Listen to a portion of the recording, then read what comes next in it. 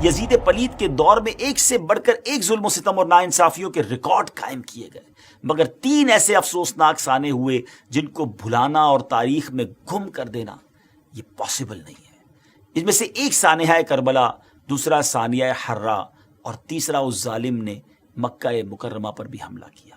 حرہ کے معنی کیا ہے؟ حرہ کہتے ہیں پتھریلی زمین کو، اور چونکہ مدینہ منورہ کے باہر ایک حصہ پتھریلا اور آتش فشاں کے پتھروں سے ڈھکا ہوا ہے، یہ واقعہ وہیں پیش آیا تھا، دشمن فوجوں نے وہیں اپنا پڑاؤ ڈالا تھا، اس وجہ سے اس کو حرہ کا علاقہ کہا جاتا ہے۔ کربلا کے خونی واقعے کے بعد چونکہ لوگ یزید کی خباثت اور بے دینی سے مزید آگاہ ہو گئے تھے، لہٰذا انہوں نے اس کے خلاف اٹھنے کا فیصلہ کیا۔ حضرت عبداللہ ابن زبیر رضی اللہ تعالیٰ عنہ نے یزید کے خلاف علم بلند کیا اور مکہ مکرمہ میں انہوں نے اعلان کیا کہ خلافت قائم فرمائیں۔ اہل مدینہ نے کربلا میں یزید کی فوج کے کارنامے سنے تو وہ بھی حضرت عبداللہ بن زبیر سے مل گئے اور ان سے بیعت کر لی۔ اس بات کی خبر مروان نے یزید کو بھجوائی اور یزید نے یہ خبر سن کر مسلم بن عقبہ کو 12,000 کا لشکر دے کر روانہ کیا اور اس سے کہا کہ پہلے انہیں 3 دن کی مہلت دینا اور اگر پھر بھی یہ بیعت نہ کرے تو پھر جنگ کرنا، اور جب غاصب ہو جاؤ، جب غالب ہو جاؤ تو پھر چند دن کے لیے لشکر کے لیے مباح کر دینا۔ یہ کتنی ظلم والی بات تھی۔ مباح کر دینے کا مقصد یہ ہوتا ہے کہ پھر لشکر کے حوالے کر دینا اہل مدینہ کا، وہ جو چاہیں کریں، جس کا مال لوٹیں، جس کی بے عزتی کرنا ہو، استغفر اللہ۔ اور پھر ان ظالموں نے جو کچھ کیا تو مسلم بن عقبہ نے لشکر مدینہ منورہ لے کر پہنچا، جنگ کا اعلان کر دیا۔ اس خونخوار کمانڈر یعنی مسلم بن عقبہ نے مدینے کا محاصرہ کر کے مدینے کے لوگوں سے جنگ شروع کر دی۔ چند دن تک تو وہ مدینہ پاک میں داخل بھی نہ ہو سکا۔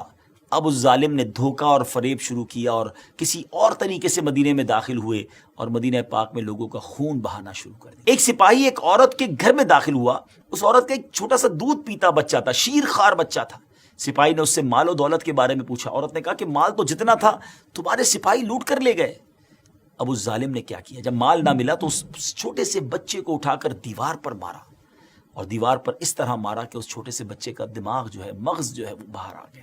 لیکن یاد رہے کہ اس ظلم کے واقعے کے اندر مہاجر و انصار سے 1700 افراد اور دوسرے مسلمانوں میں سے 10,000 لوگ قتل ہوئے۔ جی ہاں، مدینہ منورہ میں اپروکسیمیٹلی 12,000 لوگوں کا قتل ہوا۔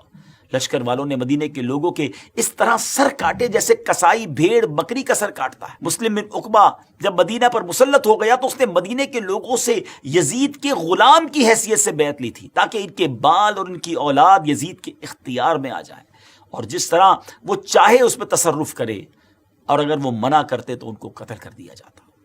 مورخین لکھتے ہیں کہ مسلم بن عقبہ نے اس قدر بے گناہ لوگوں کا خون بہایا کہ وہ بہت زیادہ خون بہانے والے کے نام سے مشہور ہو گیا، اور شاید یہ کہنا غلط نہ ہوگا کہ اس واقعے سے کسی کو بھی نجات نہ مل سکی، یا تو وہ قتل ہو گئے، انتقال کر گئے، یا ان کی توہین کی گئی۔ وہ مدینے کی بے حرمتی کر کے مدینے کے علاقوں کو پامال کر کے پھر مدینے سے مکے کی طرف روانہ ہوتا ہے۔ مکہ مکرمہ میں حضرت عبداللہ بن زبیر سے جنگ کی جائے، اس لیے وہ لوگ جاتے ہیں۔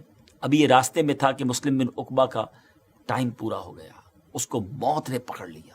مسلم بن عقبہ کے مرنے کے بعد جب یزیدی فوج وہاں سے روانہ ہوئی تو وہ عورت، جس عورت کے بچے کے ساتھ اس ظالم نے ایسا کیا تھا، وہ اس کی قبر پر آئی اور اپنے غلاموں کے ساتھ جب قبر کھدوائی تو اس نے دیکھا کہ اس ظالم کی لاش کے ساتھ سانپ لپٹا ہوا ہے۔